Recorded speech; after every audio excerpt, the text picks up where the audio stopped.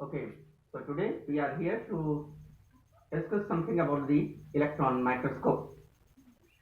As we know it well that microscope is a device which is used for visualization of any object which is not easily visualized by the naked eye. Electron microscope is an efficient microscope for visualization of very small tiny particles or very small cellular organelles or cells. This electron microscope, it has its magnification power about 1 to 2 lakhs. You know it well that what is magnification power? Magnification power of a microscope is the capability that how many times it has capability to increase the size of its image compared to that of the size of the real object. So the force by which a particular microscope increases the size of the image of an object is called as magnification power. For electron microscope, the magnification power ranges from 1 to 2 lakh. 1 to 2 lakh means a simple electron microscope has capability to generate an image of a particular object which is more longer than that of the size of the object itself, and this has capability to generate an image of about 1 to 2 lakhs times more larger than that of the original size of the object.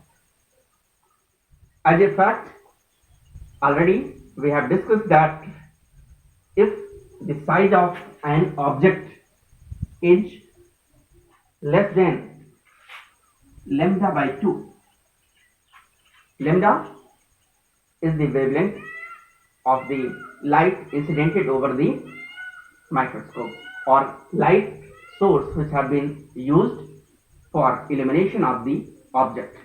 If size of object will be less than half of the wavelength of the light incidented or used inside the microscope, that object will not be visualized by using any type of microscope.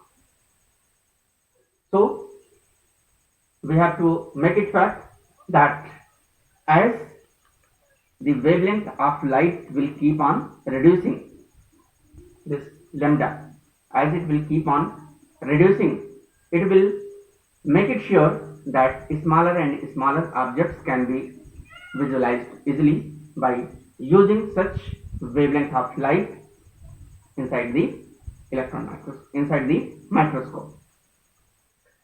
And we know it well that electron microscope, they utilize electron beams.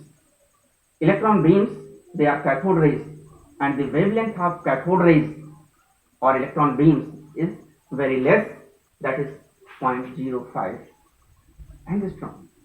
So since electron beams or cathode rays have very less wavelength, and this is the reason why very small or tiny particles or very small cellular organelles can be easily or efficiently visualized by using electron microscope. And as a fact, we are already well known that whatever cathode rays or electron beams are there,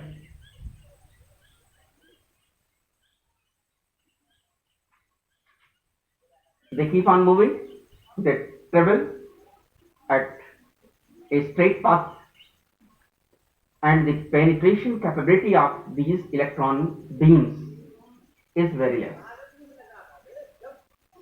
Electron beams, they are made up of electrons, and we know it well that electrons are the part of the atom which keep on revolving around the nucleus of an atom, and the size of electrons is very less than that of the other fundamental particles of the atom, that is proton or neutron. Electrons are so small than that of proton or neutron. Since they are very small in size, and even the size of an atom is much more bigger than that of the size of these electrons. So as this electron will strike to a atom, that atom will act as a big obstacle for movement of these cathode rays or electrons. And this is the reason why in case of electrons which are used in electron microscope, so wherever these electrons are used inside the electron microscope should not have the presence of any atom at the site where electrons or cathode rays are moving. So first thing which we have to consider for the electron microscope is that whatever track we are deciding inside the electron microscope through which electron beams should travel, that site should not have any air molecule or any type of atom, and that ensures that whatever electron we are going to use, it should have vacuum inside. In case of electron microscope, we use a source capable of generating cathode rays or electron beams. Tungsten wire is an efficient way for generation of electron beams, and here we can see that I have shown a source, and this is tungsten wire, which on elimination generates cathode rays, and cathode rays, as it is eliminated from a point source, they start radiating on its all the directions. It generates electron beams spreading in all the directions. We have to align the generated cathode rays generated from this tungsten wire. And already we have discussed that this electron microscope, it has vacuum inside, so that there should not be any atom or any molecule in the track of movement of the cathode rays or electrons. For converging or diverging the cathode rays, we cannot utilize the simple glass lenses. Simple glass lenses cannot be used at all for the converging or diverging the cathode rays. Why? Because glass itself is being made up of so many molecules, and this glass will generate a obstacle so that electron beams will not be able at all to cross the glass lens, and hence these glass lenses are replaced by magnetic lenses in case of electron microscope. So at the place of glass lens, we utilize magnetic lens in case of electron microscope. So here we can see that this is the tungsten wire which generates the cathode rays or electron beams, and here we have magnetic lens number 1 which converges the scattering electron beams and make it parallel. And next to this magnetic lens number 1, magnetic lens number 2 is used, which converges this electron beam, and finally it focuses the image on a photographic plate where image is generated. And since wavelength of cathode rays is very less, and hence very small or tiny particles or cellular organelles can be efficiently visualized by using this electron microscope.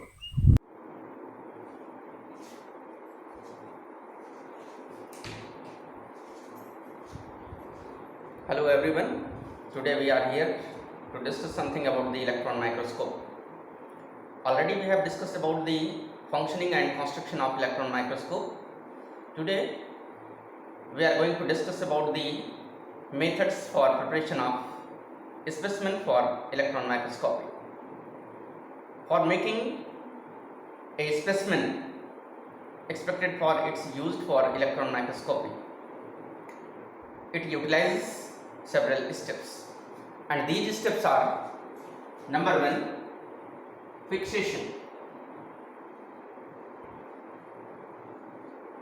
second step, it is staining alternatives;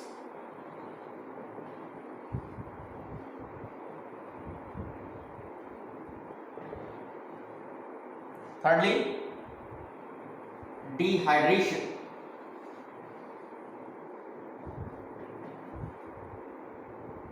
fourth one, drying; and last step is coating. These are basic steps in order to have the specimen for electron microscopy. So let's discuss one by one in detail. Number 1, it is fixation.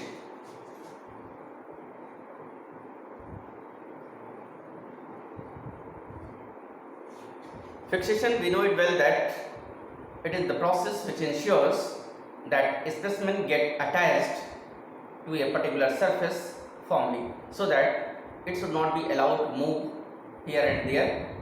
It will remain fixed at a particular position, so that it will make easy to visualize the object properly. For fixation, 2 types of fixation are adopted. There are 2 different types of fixation. First one is called as primary fixation. First one is called as primary fixation.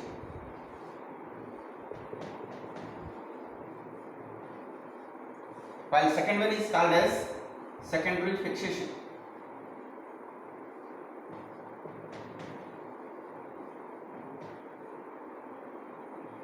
Primary fixation and secondary fixation. Primary fixation belongs to the fixation of the specimen over the surface, and mainly it is done by chemicals, and the chemicals used for this purpose are mainly aldehydes.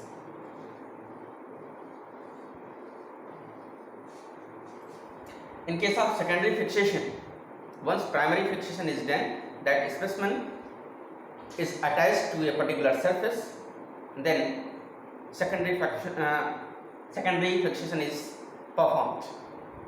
In case of secondary fixation, whatever internal organs of a specimen are there, they are fixed at their particular position. Internal organs, for example, if we are expecting a particular cell to visualize under electron microscope, then whatever cell organelles are there, they are present inside the cell, and they are expected to get fixed at a particular position. And for fixation of the cell organelles, we have to follow the secondary fixation rules or secondary fixation method or techniques. Here in this case, some chemicals are used for fixation of the cell organelles. Most abundantly used chemical is osmium tetroxide. Osmium tetroxide is the most prominently used chemical for fixation of the internal cell organs. So thus primary and secondary fixation techniques are followed to fix the specimen over a particular surface, as well as to fix the intracellular cell organelles inside the cell itself. Next step for fixation of the cell or specimen is its staining alternatives. So let's see that what are staining alternatives. Staining alternatives.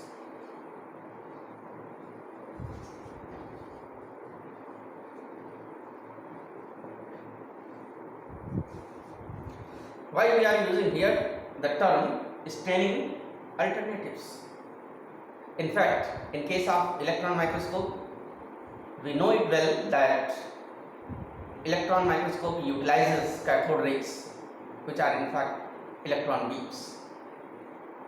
These electron beams are responsible for generation of the image in case of electron microscope, and the wavelength of cathode rays is much more less than that of the visible range of the light waves.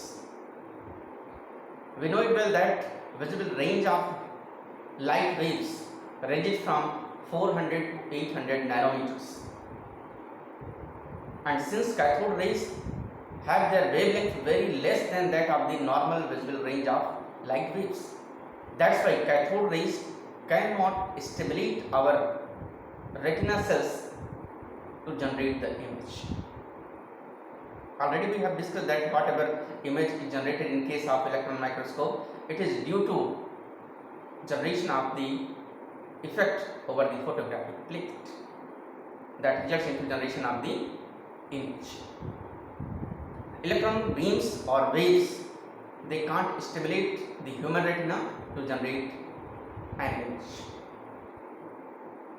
and hence whatever staining dyes are used in case of compound light microscope, which results into better visualization of the object applied over compound light microscope for its proper visualization. These simple staining dyes cannot be utilized in case of electron microscope, because these staining dyes will not impart any effect in case of electron microscopy, because they are not simply visualized by the naked human eye. They will not be able to generate the visual effect over the human retina, and hence we have to look at for the staining alternatives. So for staining we have to look at for some other alternative methods. Why we are using these staining dyes? Staining dyes are used for getting the better visual effects, to have the better contrast, so that object is visualized properly. For getting better contrast in case of electron microscopy, we are replacing staining dyes with some other chemicals which generate the better contrast for the generation of the image. And for getting the better contrast in case of electron microscopy, we use some heavy metal compounds. An example of such heavy metal compounds are lead citrate and uranyl acetate. So these lead citrate and uranyl acetate are the compounds which are used at the place of staining dyes in case of compound light microscope. These heavy metal compounds are used in case of electron microscope to have the better visualization effect. How these heavy metal compounds generate better contrast? The reason is that these heavy metal compounds, they get adhere over the cell components, and the place where they get adhere, they generate the more denser region through which electron beams are not allowed to pass, and this is the region why the better contrast is developed. Thus these heavy metal compounds, they are useful for generation of better contrast in case of electron microscope. Now we have to look at for the next step for specimen preparation, that is dehydration.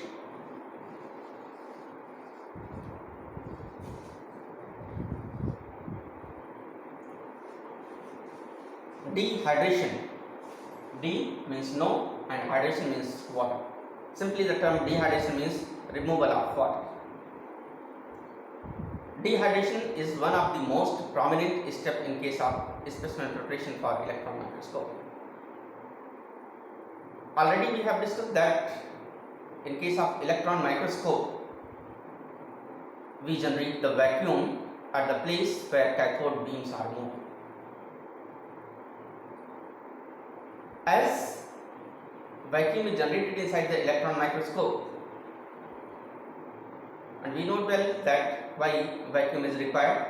We know it well that cathode beams, they have a very low penetration capability, and if air molecules will remain present in the track where electron beams are moving, so moving electrons, whenever they will collide with the air molecule will generate more hindrance for movement of the cathode rays or electron beams, resulting into disturbance or generation of abnormal images. That's why vacuum is created inside the electron microscope. And as a fact, we know it well that if vapor pressure of a liquid becomes equal to that of its atmospheric pressure, that condition is called as boiling condition of the liquid. Or in other words, we can say that the moment when vapor pressure of a liquid will become equal to that of its atmospheric pressure, at that moment the liquid will start boiling, or liquid will start its boiling state.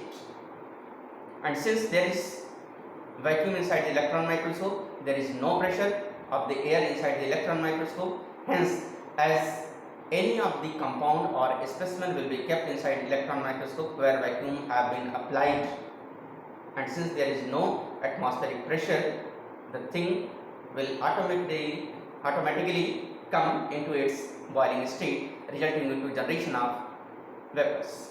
And as these vapors will be generated, they will start filling the track with vapor molecules, resulting into hindrance of movement of the cathode rays. So this is the reason why whatever specimen we are preparing for electron microscopy, it must be completely dehydrated. It should not have any water added. So for dehydration of the specimen prepared for electron microscopy, we have to use some dehydrating agents, and the most preferably used dehydrating agents for electron microscopy are ethanol and acetone. Ethanol and acetone are most prominently used dehydrating agents for making the specimen for electron microscopy. Now, coming towards next step for specimen preparation, that is drying.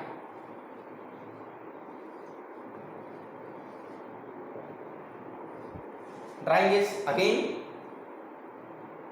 a step to ensure the preparation of the specimen.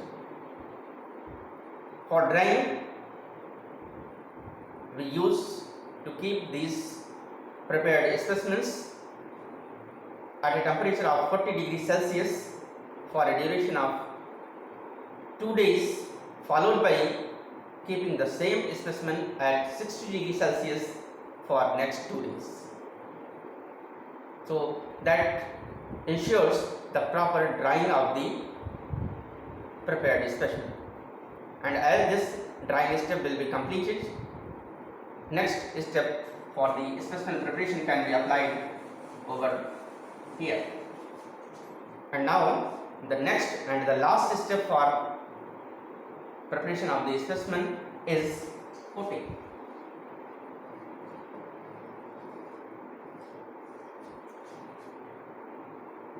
Whatever specimen we prepare for the electron microscopy, finally it is expected for its coating.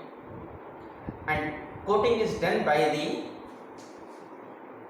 gold or platinum.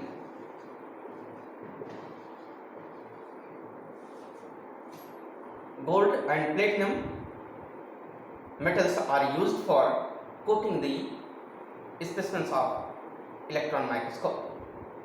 Why these chemicals or these matters are selected? The reason is that they have better conductivity.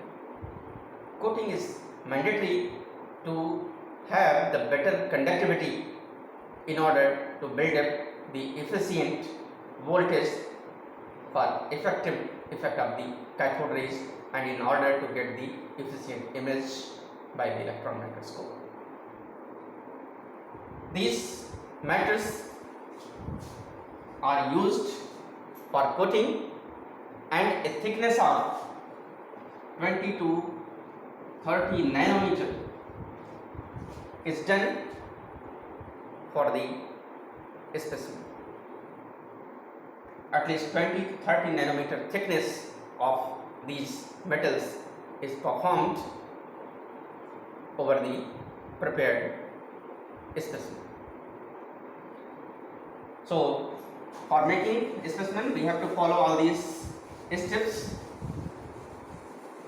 and as already we have discussed that whatever cathode rays which are used inside the electron microscope, they have very low penetration capability, and hence while making the specimen for electron microscopy, we have to ensure that whatever specimen we are preparing, it should be very thin one.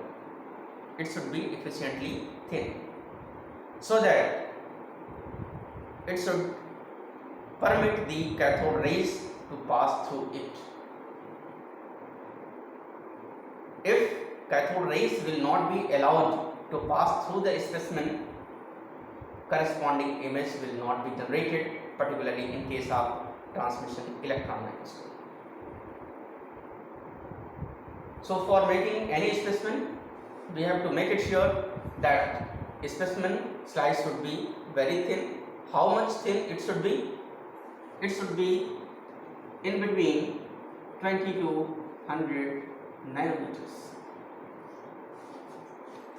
So, simply we can say that the thickness of a specimen meant for electron microscopy should be 20 to 100 nanometers. This thickness is very less, so we have to utilize some specific devices to cut a specimen up to this much thin slices. So let's see that what are the methods used for cutting the specimen within the range 20 to 100 nanometers. So first method for cutting the specimen for electron microscopy is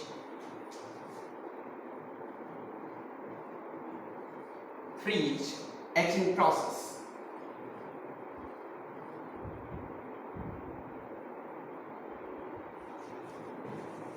Freeze etching process.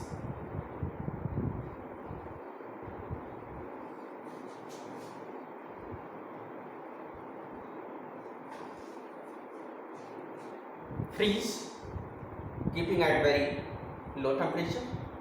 Then etching means cutting.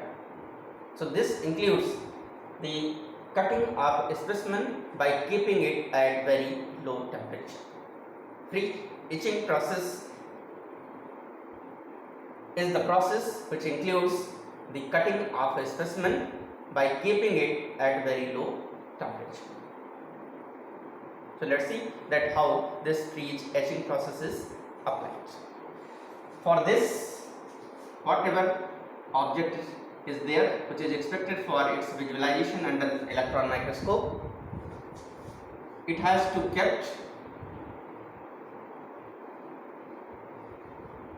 keep in liquid nitrogen.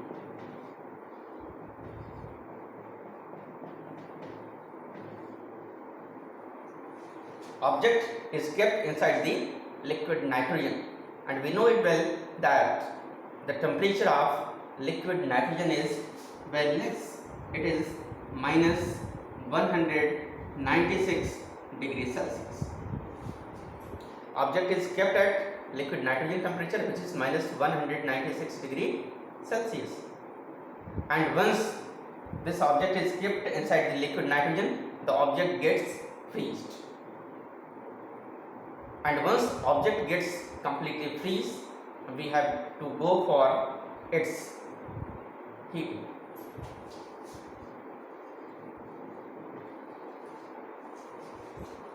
After freezing inside the liquid nitrogen, object is heated.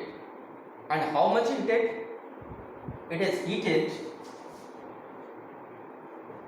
to get a temperature minus 100 degrees Celsius. It is heated in such a way so that the temperature increases up to minus 100 degrees Celsius. And as the temperature minus 100 degrees Celsius is obtained, at this temperature specimen it remains highly fragile due to its lower temperature. And once this particular temperature is achieved, the object or this treated specimen is fit into a specific device called as ultra microtome. Ultra microtome.